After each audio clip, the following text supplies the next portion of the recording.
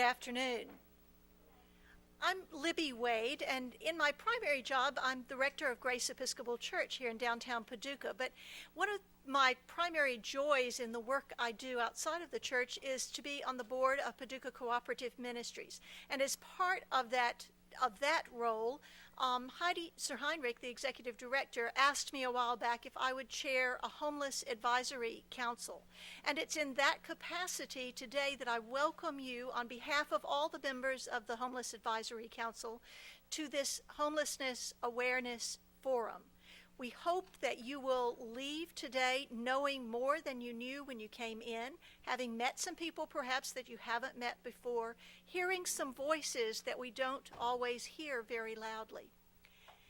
At this point, I want to thank the mayor for encouraging us to plan this forum and for offering us the space here today to put it on. And I want to introduce Heidi Sir-Heinrich, who will take over the agenda.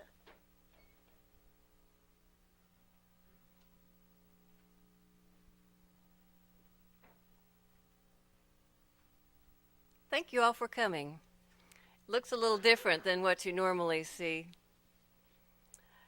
We are here today to kick off National Homeless and Hunger Awareness Week by spotlighting the homeless in our community of McCracken County. Our goal is to raise awareness of the staggering growth of homelessness here in our community, and particularly as it relates to families with children. The new face of homelessness. Families with children are the fastest growing segment of the homeless population. We found that many folks are surprised to hear that we have a little problem with homelessness. Rural homeless are often much less visible than homeless in urban areas. So we're here today, the Homeless Advisory Council and friends, to educate and raise awareness. Then we hope to continue to join hands and move forward with momentum to a better response to this situation. We have a special proclamation to kick off this event. Mayor Paxton.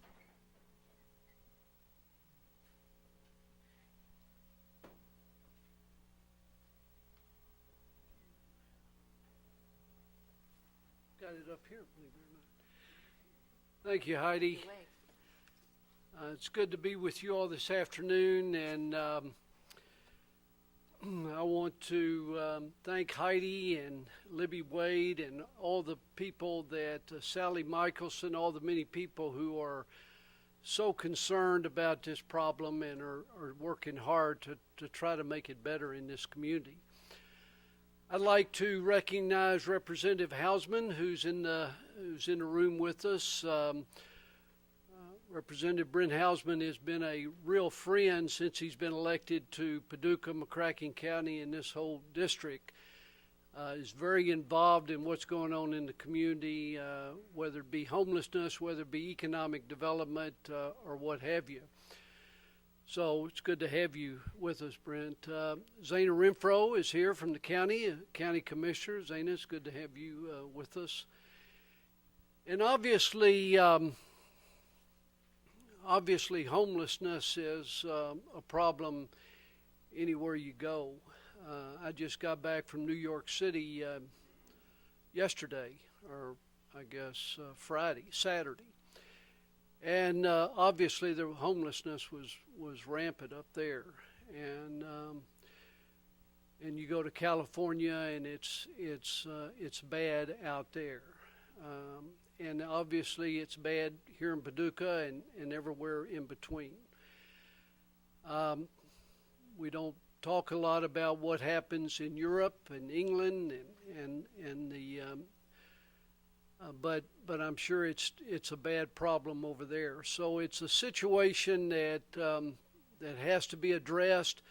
You can't work on it and then stop and say we've solved it, because it's not going to go away. It's sort of a situation that you have to work on every day of every year, because it's not going to go away, unfortunately.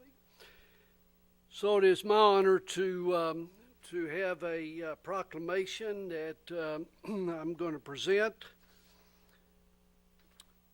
from the office of the mayor of Paducah, Kentucky. To all to whom these presents shall come. Whereas the definition of homelessness has undergone many changes over the years, and the faces of homelessness has drastically changed, including 600,000 families with children, nearly 1.7 million youth under the age of 18, and whereas there are many organizations committed to sheltering, providing supportive services, as well as meals and food supplies to the homeless, including the Paducah Cooperative Ministry, Merriman House, River City Mission, and Community Kitchen. And whereas for the past several years, the National Coalition for the Homeless and National Student Campaign Against Hunger and Homelessness have sponsored National Hunger on Homeless Awareness Week. And whereas the purpose of this proclamation today is to educate the public about the many reasons people are hungry and homeless, including the shortage of affordable housing in Paducah and McCracken County for very low-income residents, and to encourage support for homeless assistance service providers, as well as community service opportunities for students and school service organizations. And whereas the theme of National Hunger and Homelessness Awareness Week 2009 is Bringing America Home, and the local theme is Homelessness, a Little Problem. Now therefore I, Bill Paxton, Mayor of the City of Paducah, do hereby proclaim the week of November 15th through the 21st, 2009, as National Hunger and Homelessness Awareness Week, and encourage all citizens to recognize that many people do not have housing and need support from citizens, private, public, nonprofit service entities. So Heidi, since you're at the podium, I will present this proclamation to you and tell you that the city of Paducah, as well as the county of McCracken, are pledge our support to continue to work on this problem. So, all right, thank you.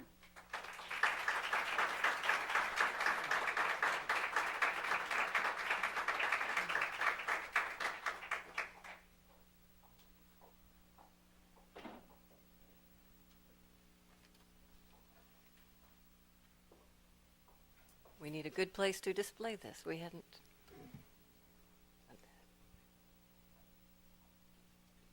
As you came into the room today, you may have glanced around and seen that we've not only redecorated up here, but we've got some posters around the room, and they tell stories. It'd be real easy to stand up here today and go over staggering numbers and statistics and so on and so forth. But what we really had hoped to do is introduce you to some friends that we've made, particularly in the last 12 months. And so with that, I would like you to hear a story that came to us. And I would like you to understand that one of the things that is so important to know is that homeless people look just like every one of us sitting here today. And it can be any one of us sitting here today with the right sets of circumstances. And so I'd invite you to hear the first story.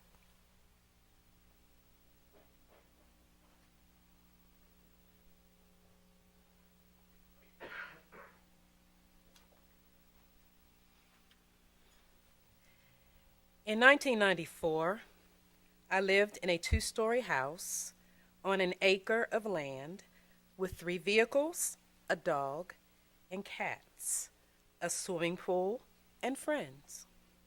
I had a beautiful 11-year-old daughter and a wonderful 1.5-year-old son.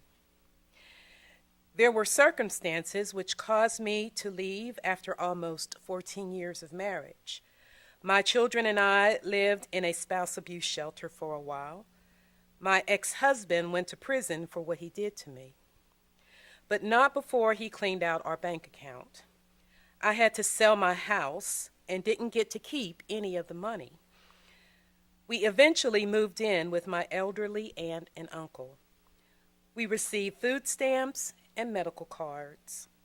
My daughter gained shame and lost all but one friend. Most of my friends stopped calling me. At Thanksgiving time, I found bags of groceries and school supplies at my door. Not too many months before, my Girl Scout troop had prepared baskets for the needy. Were we needy? Yes, we were. People would say, if there is anything we can do, just call. Just call and ask for what? Money, socks, underwear, haircuts, or new glasses? It's hard to ask friends for these things. After all, if they really wanted to help, wouldn't they just do it? Even though we lived with family, it is not the same as your own place. Were we homeless? Yes, we were. I am remarried now and have my own home again, but I will never forget the help of strangers who were there when we were in need. The clothes we wore, the food we ate, the shampoo and soap for our baths, the hairbrush and bows for my child's hair, the Easter baskets. Who knew the Easter Bunny cared about children in shelters? Nothing is so small that it goes unnoticed. Thank you to those who care.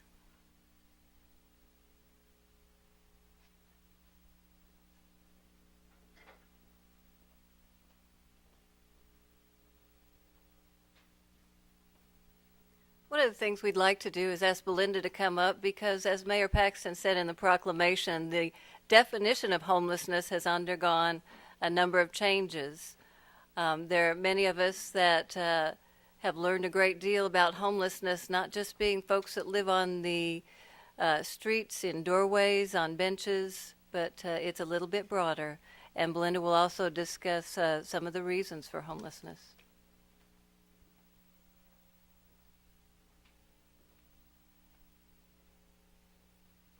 The definition of homelessness: lacking a fixed, regular, and adequate nighttime residence and staying in shelters designed to provide temporary living accommodations. A public or private place not designed for ordinary use as a regular sleeping accommodation for human beings, such as cars, parks, bus stations, and abandoned buildings, and includes those who are sharing the housing of others due to the loss of their housing through economic hardships or small reasons or similar reasons, are living in motels, hotels, camping grounds due to the lack of alternative, adequate accommodations. These are precarious, damaging, crowded, and often unsafe, leading to extraordinary rates of mobility. Major causes of homelessness: a severe increase in poverty caused by eroding work opportunities, while at the same time a decline in available affording housing units. There is a huge gap between the number of affordable housing units available and the number of people needing them. Domestic violence is a major cause, can be a major cause of homelessness. Disabilities and illnesses, including physical and mental illnesses and disabilities. Addictions, foreclosures, disasters. It is not uncommon for a family to be homeless due to a combination of every one of these conditions.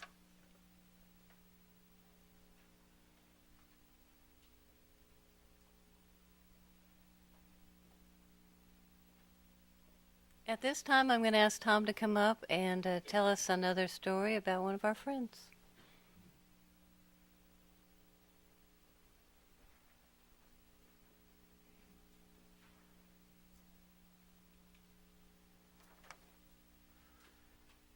I saw it on TV, and I read about it in the newspaper, but I never imagined it could happen to me. I had a college degree, a a great job, a house, and a family. And then I had nothing except some clothes. Homeless in my hometown. The shame and hopelessness cannot be fully described in words. Only the homeless truly understand that it can happen to anyone. There, but for the grace of God go I, is something that everyone should remember. When you are homeless, the simplest things that most people take for granted are astonishingly difficult to have and to achieve. Food, shelter, and clothing are suddenly luxuries. A bed in a shared room, a couple of bags of groceries, a roof over my head, and paid-up utilities are all things that were freely given to me. You cannot imagine what a great gift these things are until you don't have any of them. It gave me a foundation upon which to begin rebuilding my life. We should do everything in our power to see to it that everyone in need in our area has access to these basic necessities. You think it couldn't happen to you? I once thought that too.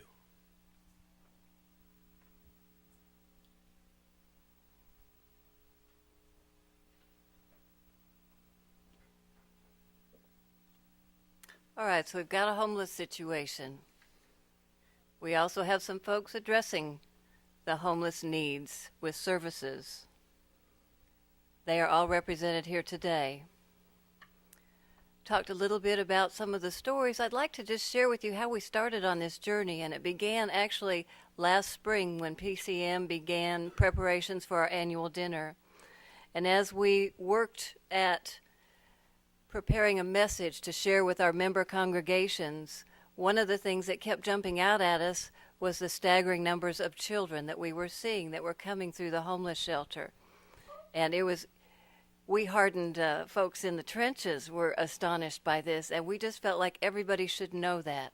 So that was the focus of our annual dinner last spring, and we made a pledge to continue speaking about that throughout the year. Last year, Paducah Cooperative Ministry admitted 319 individuals to our homeless shelter. 109 of those were children, about 30%. Okay, so out of those 109, nearly 70% of those 109 were age 5 or under. That got our attention. In that same 12-month period, 689 individuals were denied shelter by the Paducah Cooperative Ministry for lack of space. That was more than twice the number of admissions. 218 of those were children. What happened to those folks? One of the first questions we ask at PCM is, where did you sleep last night? Oftentimes it's a couch. Can you stay there one more night? Call us again tomorrow morning, something may have changed. If the answer is that they have nowhere to stay tonight, we invite them to come in and we start looking at the next nearest shelter bed. Sometimes that involves a Greyhound bus ticket to Nashville or Carbondale, but we make it a pledge to get them to the next nearest bed. PCM provides shelter for single individuals, married couples, and families with children. Now, we're not the only folks that were staggered by numbers. We talked to some of our friends and neighbors. River City Mission served 356 homeless individuals and provided 8,974 meals, just short of 9,000 meals in the past 12 months. And they had to deny shelter space to 156 households. River City Mission provides shelter for single men and married couples with children, with or without children. From our school systems, City of Paducah and McCracken County, through the HEROES program, which was, and I say was, a program specifically for working with homeless families and removing barriers that would cause homeless children to not get the education that they have a right to. provided for approximately 200 homeless children through both school systems on an annual basis. What did they provide? Backpacks, school supplies, clothing, eyeglasses, and advocacy. Despite high numbers and an excellent track record, funding for the continuation of this program ceased in the spring of 2009. We have a community kitchen in town, a soup kitchen, that began providing hot lunches to people in need in February of 2008. In that first month, they averaged serving lunch to 35 people. By November of that same year, the number had risen to about 466 people each week. 1 year later, in November of 2009, 826 is the average folks that they're serving at the community kitchen. They provide a free hot lunch to anybody who requests it. The Merriman House Domestic Crisis Center provided shelter last 12 months to 237 victims of domestic violence. Of this group, 37% were children under the age of 12. They denied shelter to 32 victims of domestic violence in just the past 3 months. 12 of those were children under the age of 12, and this is more than they've ever turned away in any given year in the past 5 years, and 3 times as many as were turned away last year. Again, like PCM, turning away means unable to provide shelter, and it may mean a hotel room or finding the next nearest shelter.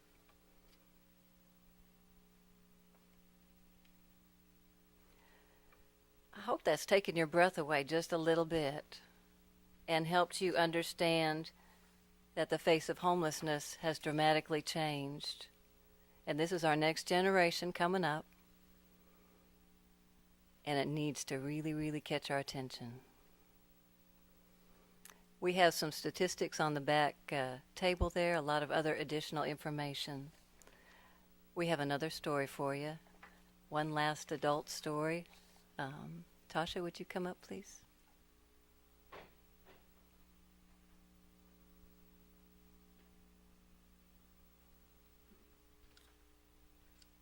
I could be your daughter, your sister, your mother, or your friend.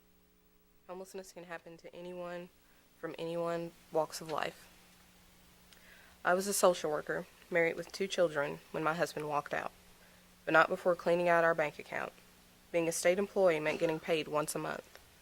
With no means to provide for my children until the next paycheck, storing my furniture in storage building and sleeping in our car inside the security gates of the storage ground was our only choice. I was too embarrassed to let my friends or family know and feared my children would be taken away if word got out we had no home.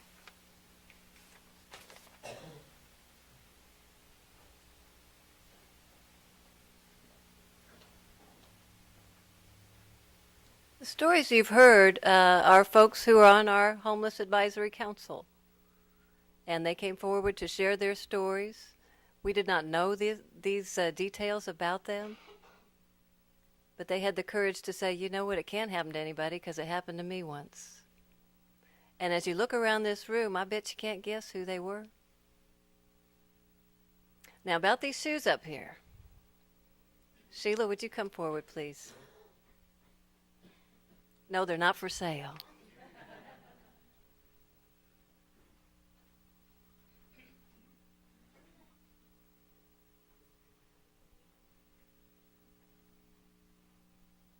Kind of left my height at home, so y'all have to work with me here. Well, hopefully by now you've noticed all the shoes that we have up here and are a little bit curious as to why. And even if you aren't, I'm going to explain it to you. These shoes represent the number of children that we had in our shelter in the last year. There are approximately 115 pairs. Some of the shoes, as you will notice, look a little too large to be for a child. That's because so many of our children have had to step into the adult role in their family. They work hard to keep their parents walking in the right direction, following the rules. I've watched many children tell their parents, Mom, you know that's not right. We can't do that.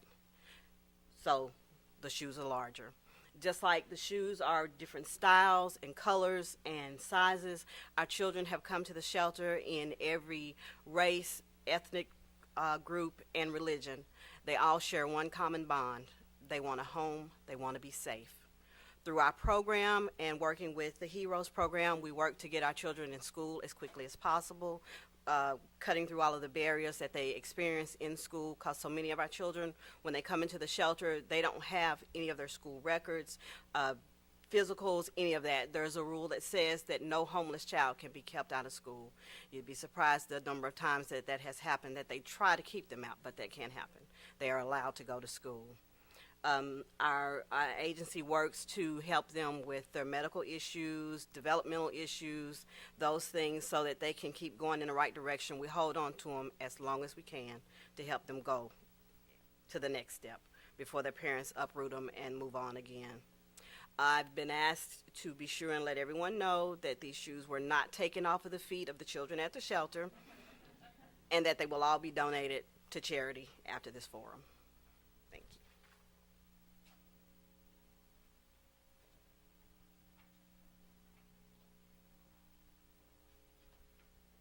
I neglected to mention that Sheila is our homeless shelter director, lives on site, and she actually stands with great stature and does a magnificent job and has for at least 12 years.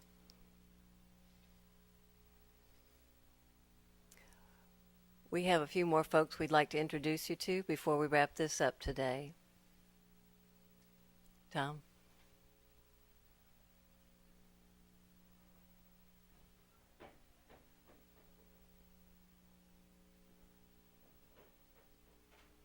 My name is Antoine, and I am 11 years old. I stayed in the shelter with my mom and 2 younger brothers. We stayed at the shelter over 3 months. We had to leave the shelter and move in with family. Mom promised we would have a place to live, and I wouldn't have to change schools again.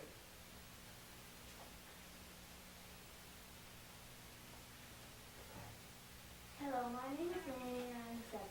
I have a sister, brother, and a new baby brother. We only stayed in the shelter 6 days due to mom moved us in with a boyfriend. I hope you will be nice to us and help mom take care of us. I don't like being hungry, not knowing where we will stay.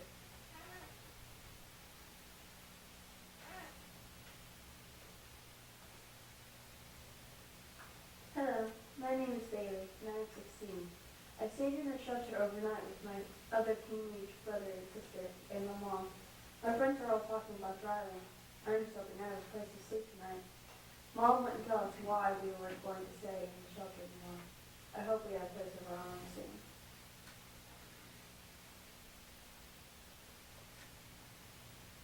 Hello, my name is Christopher. I'm 18. First time I was in a shelter was at 14. This time I'm in the shelter with my parents and 2 younger sisters. My parents are moving us to another state to stay with family. I don't talk much because people don't usually listen to me. I don't want to leave a place where I finally found a couple of people who are trying to help me, but I don't know what else I can do.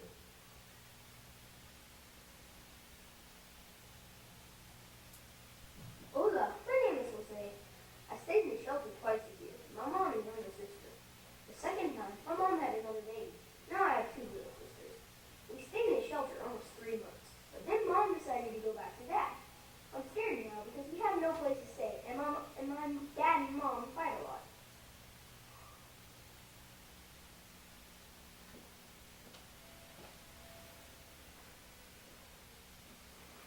What we did is just introduce you to some of the folks that came through the PCM shelter in the past 12 months. This is just the Paducah Cooperative Ministry Shelter. If you look at River City Mission, if you look at Merriman House, there would be many, many more stories, but similar in many ways. While the stories were being told, you were handed a card. Pam Dewey helped us put this together with the help of our staff. And we just looked at our roster for the past 12 months and looked at the stories that we knew. So these are actual stories. These are actual children that were in a homeless situation within the past 12 months. What we do is challenge you to take that home, that card, and put it on your refrigerator or on your desk or someplace where you see it, your dresser, and lift up that person and that person's family in prayer, if you would, and make a commitment to do that on a daily basis, if you don't mind.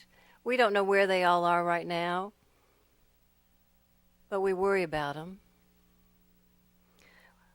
We promise to make good use of your time. It's a Monday, and it's a busy day for everybody, and it's a rainy day, and you are so good to come out today and be here with us.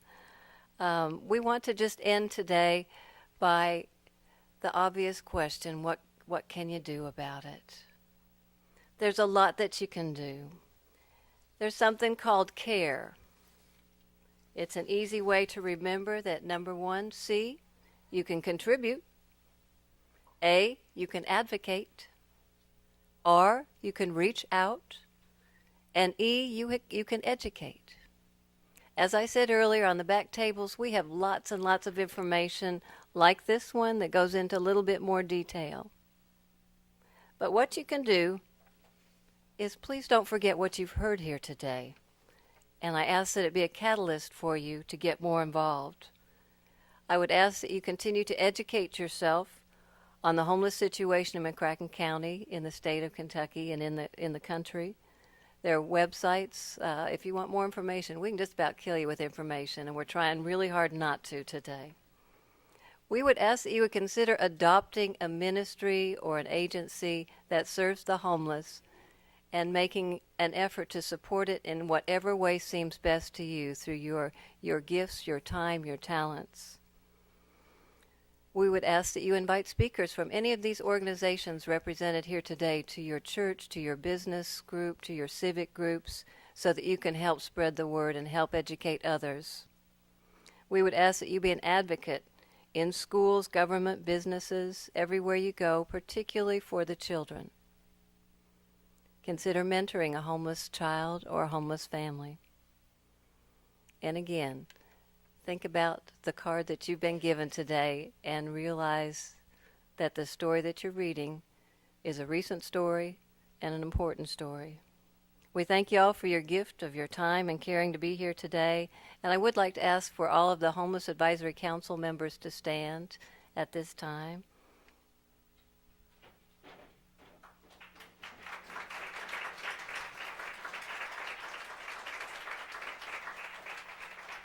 Thanks to all of you for your willingness to get involved in this project. Thank you to the mayor and the folks here at City Hall for their hospitality. In a word, community. Look at that word unity down there at the end of that word. I think that our strength is when we all get together, we get upset, and we figure out, we sit around the table and we try and figure out what can we do, how can we make it better. Thanks for being here today.